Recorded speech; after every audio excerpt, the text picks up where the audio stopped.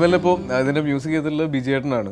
അപ്പോൾ ബീച്ചറിൻ്റെ പാട്ടുകൾ ഇപ്പോൾ ടി വിയിൽ കാണുന്ന അല്ല റേഡിയോയിൽ കേൾക്കുന്ന എല്ലാവർക്കും അറിയാം. ബീച്ചറിൻ്റെ പാട്ടെന്ന് പറയുമ്പോൾ അതിന് എന്തൊക്കെ പറഞ്ഞാലും അതിനൊരു മിനിമം ഗ്യാരണ്ടി ഉണ്ട്. കാര്യം ബിജുപാൽ ടച്ചുള്ള പാട്ടുകളെല്ലാം തന്നെ എല്ലാ ഹിറ്റ് സിനിമയിലും ഇപ്പോൾ ബീച്ചറിനാണ് മ്യൂസിക് എന്നുള്ളൊരു സ്റ്റേജിലേക്ക് എത്തിയിട്ടുണ്ട്.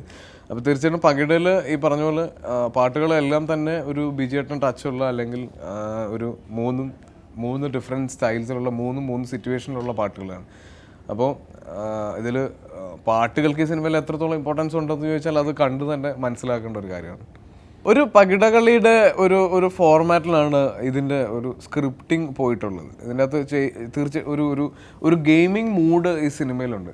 ഇതിലിപ്പോൾ എൻ്റെ ക്യാരക്ടറും ബീച്ചറിൻ്റെ ക്യാരക്ടറും നടന്ന ഒരു യാത്രയാണ് ഈ സിനിമയുടെ ഒരു മെയിൻ സ്ട്രീമിൽ വരുന്ന ഒരു കാര്യം. അത് തന്നെ അതിനൊരു ഗെയിമിംഗ് സ്വഭാവമുണ്ട്. എന്നെക്കൊണ്ട് പല കാര്യങ്ങളും ബീച്ചറിനെ ചെയ്യിച്ചെടുക്കുന്നതിന് ഒരു പകിടകളിയുടെ ഒരു പ്രസൻസ് ഉണ്ട്. അപ്പോൾ അതുകൊണ്ടാണ് പിന്നെ മൊത്തം സിനിമ ഇത് എന്ന് വെച്ചാൽ ഈ സിനിമയുടെ ഒരു സ്വഭാവം ഇങ്ങനെ ആയതുകൊണ്ട് എനിക്കിതിനെ റിവീൽ ചെയ്യാൻ വളരെ പരിമിതമായ ഇതേ ഉള്ളൂ. അപ്പോൾ എന്താ പറയുക, ആ ഒരു പകിട അങ്ങനത്തെ ഒരു ഗെയിമിംഗ് മൂഡാണ് ഈ സിനിമയിലുള്ളത്. ശകുനിയാണോ എന്ന് ചോദിച്ചാൽ ഞാൻ പറഞ്ഞല്ലോ, ഈ സിനിമയെ പറ്റി എനിക്ക് പറയുന്നതിന് ഒരുപാട് ലിമിറ്റേഷൻസ് ഉണ്ട്. ഇതിൻ്റെ ഒരു സ്ക്രിപ്റ്റിങ്ങിൻ്റെ ഒരു പ്രത്യേകതയാണ്.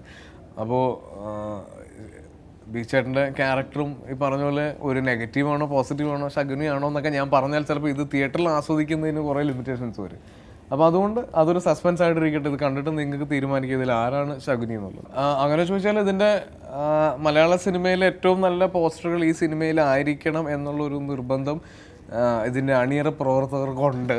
കാര്യം ഇതിൻ്റെ സ്ക്രിപ്റ്റ് ചെയ്തിരിക്കുന്നത് ഓൾഡ് മങ്ക് എന്ന് പറഞ്ഞ് ശ്രീജിത്ത് ആണ്. അദ്ദേഹമാണ് മലയാളത്തിലെ എല്ലാ സൂപ്പർ ഹിറ്റ് സിനിമകളുടെയും പോസ്റ്റർ ഡിസൈൻസ് ചെയ്തിട്ടുള്ളത്. അപ്പോൾ ഇത്രയും നല്ല പോസ്റ്ററുകൾ ഇത്രയും നല്ല സിനിമകൾക്ക് ചെയ്തു കൊടുത്തിട്ട് സ്വന്തം സിനിമയിൽ ഒരു പോസ്റ്റർ മോശമായാൽ അത് വളരെ വലിയ പ്രശ്നമായി മാറും. അപ്പോൾ അതുകൊണ്ട് പോസ്റ്റേഴ്സിൻ്റെ ഒരു പ്രത്യേകത എന്ന് പറഞ്ഞാൽ ഒരിക്കലും പോസ്റ്റർ കണ്ടിട്ട് ഇതിൻ്റെ കഥ മനസ്സിലാക്കരുതെന്ന് നമുക്കൊരു നിർബന്ധമുണ്ട്. അതുകൊണ്ട് പല സിനിമകളിലും റിസംബ്ലൻസസ് ഉള്ള അല്ലെങ്കിൽ പല രീതിയിലുള്ള പോസ്റ്ററാണ്. ഒരെണ്ണം വളരെ സീരിയസ് പോസ്റ്റർ ആണെങ്കിൽ ഒരെണ്ണം അത്യാവശ്യം ഫ്രണ്ട്ഷിപ്പും അത്യാവശ്യം തമാശകളും തോന്നിക്കുന്ന ഒരു പോസ്റ്ററാണ്. അപ്പോൾ പല സിനിമയിലെ പോസ്റ്ററുകളായിട്ട് ഇതിനൊരു എന്താ പറയുക ഒരു സിമിലാരിറ്റി വന്നിട്ടുണ്ടെങ്കിൽ അത് തീർച്ചയായിട്ടും യാദൃച്ഛികം. അങ്ങനെ ചോദിച്ചാൽ ഇതൊരു കുടുംബചിത്രമാണ്. ഏത് ജോണറിൽ പെടുത്തണം എന്നൊക്കെ ചോദിച്ചു കഴിഞ്ഞാൽ തീർച്ചയായിട്ടും ഇതൊരു കുടുംബചിത്രമാണ്. പിന്നെ ഈ ന്യൂ ജനറേഷൻ എന്നുള്ളതിനൊരു കറക്റ്റ് ഡെഫിനേഷൻ ഇതുവരെ കിട്ടാത്തതുകൊണ്ട് ഇത് അതിൽ പെടുമോ എന്ന് എനിക്കറിയില്ല. പിന്നെ ഇതിൽ വളരെ രസത്തിലുള്ള ഒരു ഫ്രണ്ട്ഷിപ്പ് എലമെൻ്റ് അല്ലെങ്കിൽ ഒരു ഫ്രണ്ട്ഷിപ്പിൻ്റെ കഥ, കുറേ ഫ്രണ്ട്സിൻ്റെ കഥ പറയുന്നുണ്ട്. അപ്പോൾ തീർച്ചയായിട്ടും ഇതൊരു ഫ്രണ്ട്സിൻ്റെ സിനിമയാണ്.